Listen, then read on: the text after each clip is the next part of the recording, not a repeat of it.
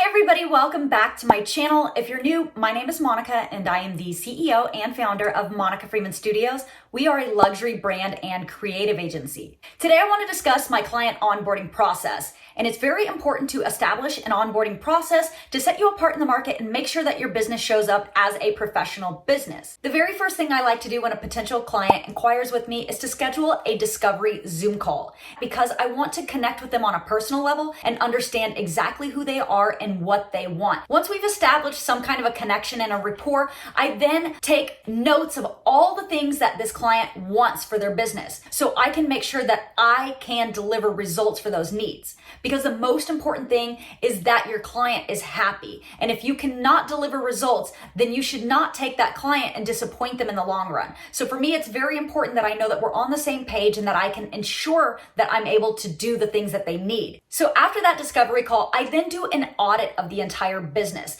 And this helps me understand where they're at right now in their business, what they're doing, and what's working versus what's not working. Because if there's something not working, they might actually need a service that I provide that they didn't know that they needed. In which case, if they do, I will send an email before I send out a proposal and let them know what I found in that audit and why I think that they need this additional service or a different service altogether to help them with their business. And if they say that's fine and they're interested in it, I will then include it in the proposal that I create in the software management system Dubsado. And in that proposal, I will add the things that they needed as well as additional packages that are add-ons, which are the things that we discussed in the email prior to sending out the proposal. Now, there's two parts to this. The first part is this is a way to upsell to a potential client. This is also a way to let them know offerings that you have that they may not have been aware of that they might want later down the road. So this helps establish that right away so they know that this is something that they may want to opt into later. Once they have signed the contract and paid their invoice, now they are my client. So once we have established that relationship and we're no longer a potential client, but we are completely onboarding, we are then going to send out a PDF. And this document includes everything from my boundaries as an agency, such as the days and times I take phone calls, to the workload, to the deliverables, to how we work, the software management systems we use, and everything else, so that we are completely on the same page.